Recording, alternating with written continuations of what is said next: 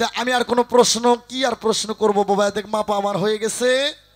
যে একটা প্রশ্ন করবো, এই প্রশ্ন আমি কোনোদিন কোনো শিল্পীকে করি নাই, কোনো মঞ্চেও করি না। আমার ব্যক্তিগত প্রশ্ন, যতগুলো শিল্পী আছে মহিলা শিল্পী সহ পুরুষ শিল্পী সহ সবগুলো মিলে আমি একটা প্রশ্ন করবো। যদি জব করতে পারে তাহলে আমি বুঝবো যে হায়াদের মধ্যে দানা দানা আছে, আর যদি না পারে তাহলে আমি বুঝবো যে হায়ারা খুব ভালো জানি।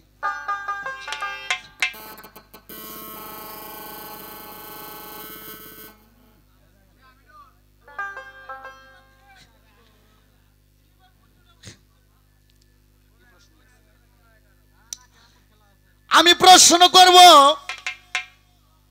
তোমরা খালি কইবে কাল হাসরের ময়দানে যাদের দোজকে দেবে দেবে, যাদের বেহেশত দেবে দেবে। আল্লাহ বলবে, আমার দোস্ত তুমি বেহেশতের ধার দিয়েও যাও, দোজকের ধার দিয়ে যাও। দোজকের ধারে যায় দেখে এমন একটা মহিলা পৃথিবীতে ভালো কাজ করতো, নামাজ রোজা হজ যাকাত সবই করতো, কিন্তু সে মেয়েটা দোজকে জ্বলতেছে। আমার নবী কয়, এই নারী তুমি দোজকে কেন? কয় হুজুর কইতে পারি না। কয় আমুল্লামা দেখি। আমুল্লামা দেখে আমার নবী কয়, এই নারী তুমি যে কাম করছো একটা দোজক দিয়ে হয় নাই, তোমার আরো 3টে দোজক দেওয়া লাগতো। আমার জিজ্ঞাসা, নারী আমুল্লামার মধ্যে কি ছিল? নামাজ রোজা হজ যাকাত কইরাও যদি দোজকে যায়, আর আমুল্লামায় কি ছিল? নারীটার নাম কি? পৃথিবীতে কি কাজ করতো? আর বেহেশতের দরজায় যায় দেখে এমন একটা নারী পৃথিবীতে খারাপ ছিল, বেশ্যাবিদ্যা করতো, অজন্যে ছিল, সে জান্নাতের মধ্যে নূরের কুরসিতে বসা। আমার নবী কয়, এই নারী আমি তোমাকে পৃথিবীতে ব্যক্তিগতভাবে চিনি, কিন্তু তোমার তো দোজকে যাওয়ার দরকার, তুমি বেহেশতের মধ্যে কেন? ওই নারী কইতাছে, হুজুর গো আমি তো কইতে পারবো না। কই হুজুর আমি কইতে পারবো না। আমার নবী কয়, তোমার আমুল্লামা দেখি। আমুল্লামা দেখি আমার নবী কয়, মাশাআল্লাহ এই নারী তুমি যে কাম করছো একটা জান্নাত দেওয়া হয় নাই গো, কমপক্ষ আরো 5টা জান্নাত দেওয়া লাগতো। বলি সুবহানাল্লাহ। এই প্রশ্ন জয়নাল বয়তির কাছে আর ওই যে নম্বা মহিলার কাছে, ওই যে মুরটটা, এই নারী দুইটার নাম কি? সারা জন্ম নামাজ বন্দেগি ইবাদত কইরা দোজকে কেন জ্বলতেছে, কোন কর্মের ফলে?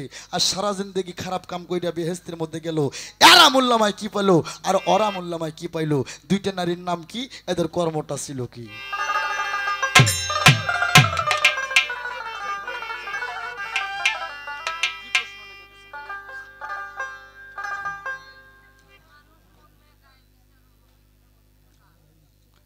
ও আচ্ছা আচ্ছা আচ্ছা, বাবার এই বিষয়টা হলো কি,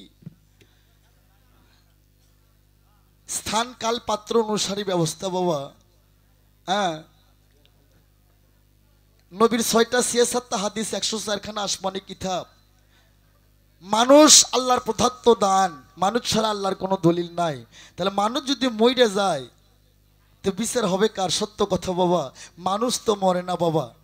হ্যাঁ, মানুষ মরে না। এ মানুষের মধ্যে যে পাখি আছে, পাখির কখনো মরণ নাই। এ মানুষ আগুন পানি মাটি বাতাস, বাবার সার মায়ের সার আল্লাহর দোষ। মানুষ মরে গেলে আগুনেরটা আগুনের সাথে যায়, পানিরটা পানির সাথে যায়, বাতাসেরটা বাতাসের সাথে যায়। যেটা আসল পাখি, যেটা রুহু, যেটা মানুষ, সেটা আল্লাহর 2টা জায়গা আছে, একটা ইল্লিন আর একটা সিজ্জিন। কাল হাসরে ইল্লিন সিজ্জিন থেকে মানুষের বিচার হবে। কিন্তু মানুষ মরে গেলে বিচার হবে না, মানুষের মরণ নাই। পরবারই পর নারী কেউ করোনা হরণ পারে যাতে পাইবা না রে মন। 84 লক্ষ জুনি ভ্রমণ করে হবে মানব জনম, আমরা 84টা জুনি ভ্রমণ করে আসছি বাবা। তাই আমার একটা গান আমার ভাই রিকোয়েস্ট করছে, গানটা অনেক পুরোনো গান বাবা, আমি কি করে আচ্ছা গাবো। আলিয়া আম্মার লেখা গানটা, আলিয়া আলিয়া আলিয়া বেগম আলো তার লেখা গান, মালাকার লাগিয়া গাথি। বাবারে সবার জীবন সাথী তো হারাইছে বাবা।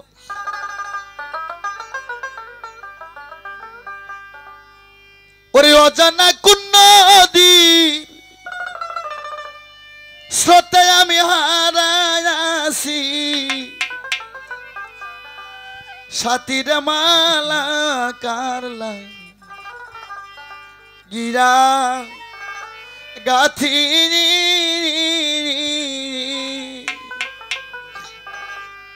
বহুদিন পর গানটা আমারও গাওয়া হলো বাবা, অনেকদিন পর।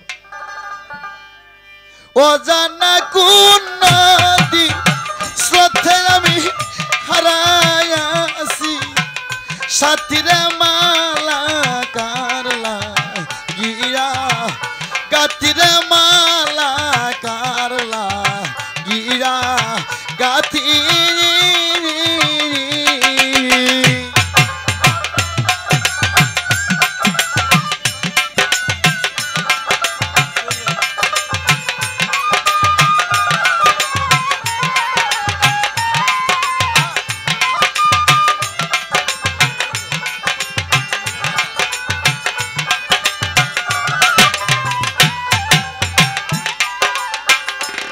সবুজ গাছে বসতাম দুইজন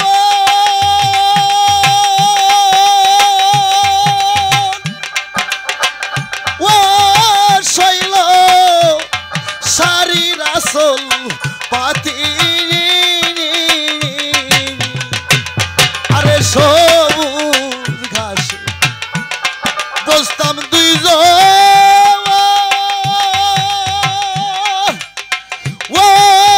শৈল শাড়ির আসল পাতি বিদেশির এক ভ্রমর এসে ফুলে করে মাকা মাখিরে মালা কারলা গিরা গাথিরে মালা কারলা গিরা গাথি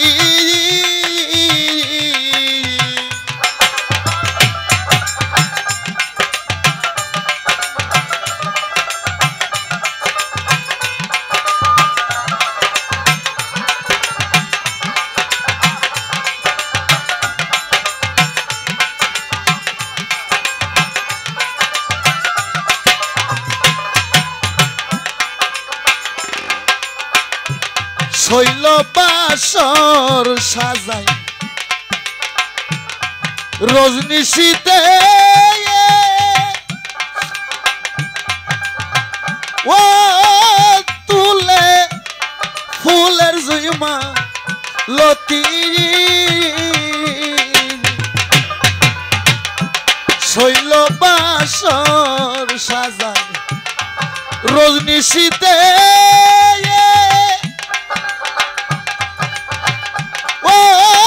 শৈল তুলে জুইমা লতি একলা ঘরে ঘুম ধরে না শৈল কেদে পুহাই রাতিরে মালা কারলা গিরা গাথিরে মালা কারলা গিরা গাথি অজানা কোন নদীর স্রোতে শৈল হারাইয়াছি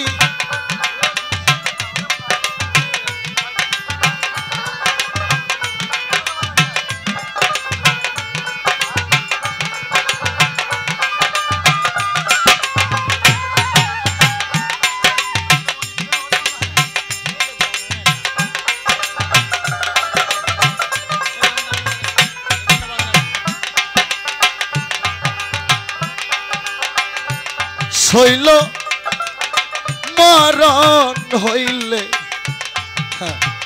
যে লেখক সে কি সুন্দর করে গান ভাবছে আর লেখছে শৈল মরণ হইলে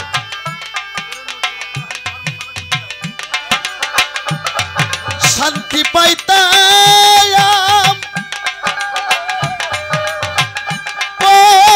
হইতো কান্নার রসে মাফি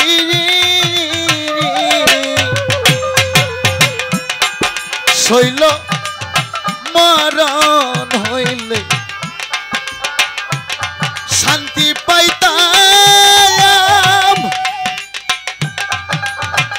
ও হয়তো কান্না রসে মাফি আলোর দুই কান্দে কান্দে এখন চোখে নাই আর জটিরে মালা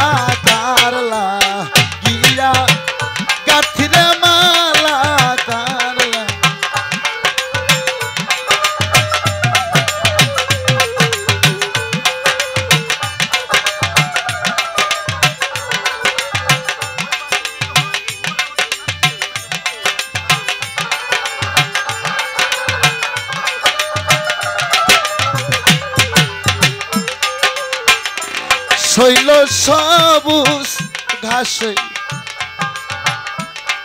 বসতাম দুইজন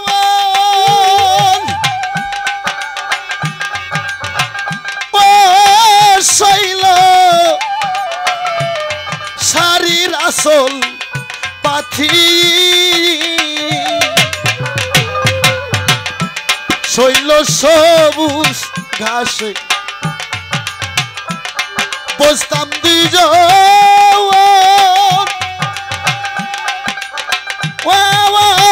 শৈল শাড়ির আসল পাথি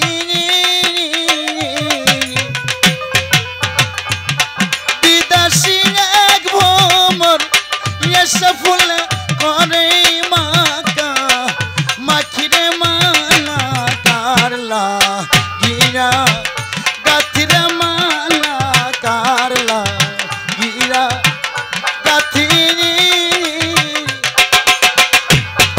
অজানা কোন নদীর স্রোতে আমি হারাইয়াছি সাথীরে মালা কারলা গিয়া গাথিরে মালা কারলা গিয়া গাথিরে মালা কারলা গিয়া গাথিরে মালা কারলা গিয়া গাথিরে মালা কারলা গিয়া গাতি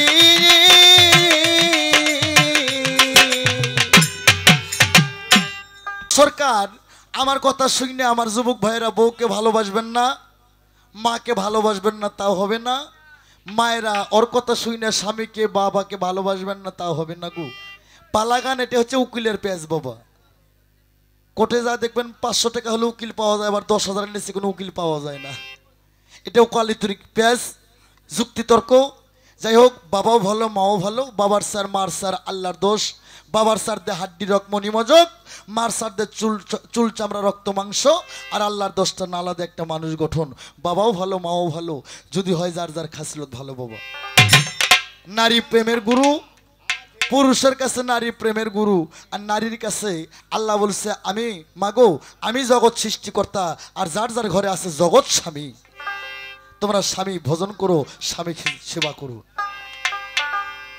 তাই রুমি স্বামীকে এইভাবে বুঝতে হবে যদি তুমি জান্নাত পেতে চাও ওরে বহুদিন পর আসবে জামাই পথের দিকে ছায়া থাক বহুদিন পর আসবে জামাই পথের দিকে ছায়া থাক ও রুমি তুই চেতন থাক জামাই আসে পারবে তোরে ডাক ও রুমি তুই চেতন থাক সরকার আসে পারবে তোরে ডাক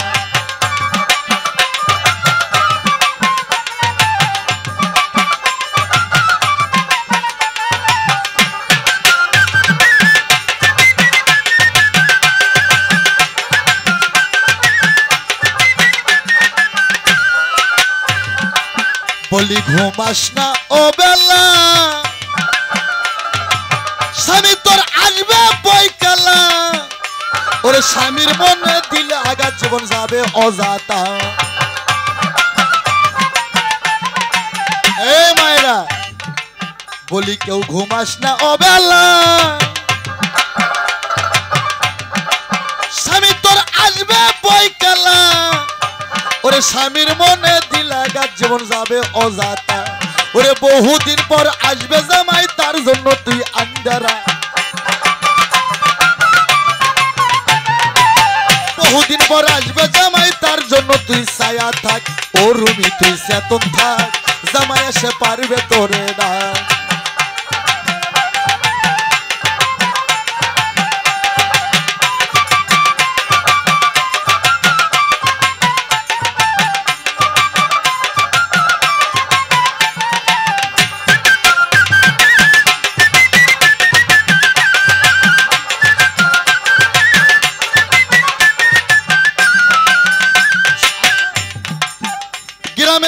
স্বামীকে কিভাবে বুঝবা যদি খোদাকে পাইতে চাও আজকে হয় পূর্ণিমা রাত্রি সারা রাত জ্বালাই আবাতি ওরে মন্দিরা তার করবি ভোজন করবি প্রীতি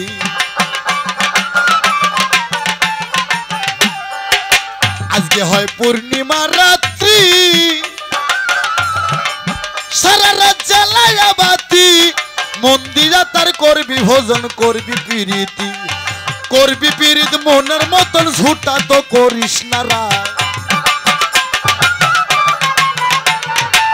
করবি পীড়িত মনের মতন আ কথাই বারাস না রাগ ও রুমি তুই চেতন থাক সরকার যায় পারবে তোরে ডাক ও রুমি তুই চেতন থাক জামাই এসে পারবে তোরে ডাক বহুদিন পর আসবে জামাই পথের দিকে ছায়া থাক বহুদিন পর আসবে জামাই পথের দিকে ছায়া থাক ও রুমি তুই চেতন থাক জামাই এসে পারবে তোরে ডাক হাসিনা লো চেতন থাক মতি যায় পারবে তোরে ডাক ও রুমি তুই চেতন থাক সরকার যায় পারবে তোরে